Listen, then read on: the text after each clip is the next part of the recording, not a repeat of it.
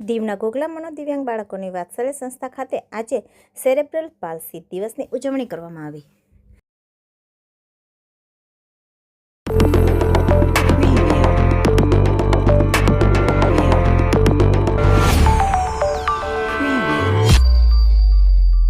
કેન્દ્ર શાસિત પ્રદેશ દીવના ઘોઘલા ગામે આજે મનોદિવ્યાંગ બાળકોની વાત્સલ્ય શાળામાં સેરેબ્રલ પાલ્સી દિવસની ઉજવણી થઈ હતી। સેરેબ્રલ પાલ્સી દિવસ દરમિયાન આજે સવારે 9 વાગ્યાથી 10:30 વાગ્યા સુધી વાત્સલ્ય સંસ્થાના ગેટ પાસે કાઉન્ટર ગોઠવી અને રસ્તા પર અવરજવર કરનાર રાહદારીઓને મનોદિવ્યાંગ બાળકો દ્વારા ગ્રીન રિબન, અવેરનેસ પેમ્પલેટ અને ગુલાબનું ફૂલ આપવામાં આવ્યું હતું અને લોકોને સેરેબ્રલ પાલ્સી દિવસ વિશે જણાવ્યું હતું।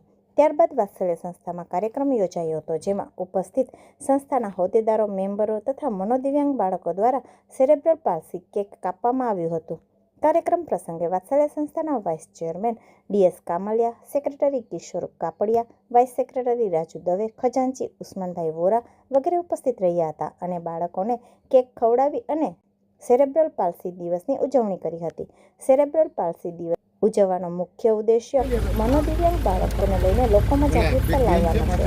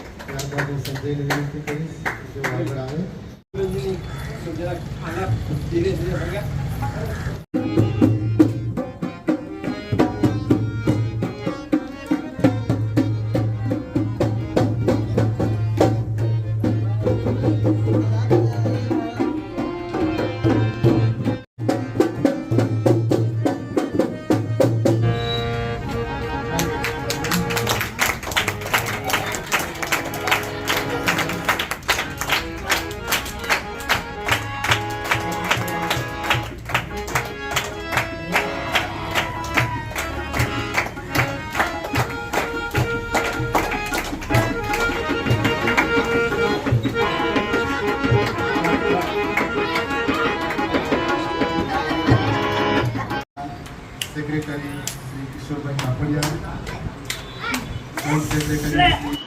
આજે 6 ઓક્ટોબર વિશ્વ સેરેબ્રલ પાલ્સી દિવસની દીવની વાત્સલ્ય સંસ્થામાં ઉજવણી કરવામાં આવી। જે વર્લ્ડ સેરેબ્રલ પાલ્સી ડે એ પૂરા વિશ્વના અંદરમાં આની ઉજવણી કરવામાં આવે છે અને જે સેરેબ્રલ પાલ્સી જે જન્મજાત રોગ છે એ બાળકોમાં ઘણી વખત ડિલિવરી પહેલાં અને ડિલિવરી પછી પણ એનું જે નાનું મગજ હોય છે તે ડેમેજ થયું હોય અને એના કારણે આ સમસ્યા ઊભી થઈ રહી છે.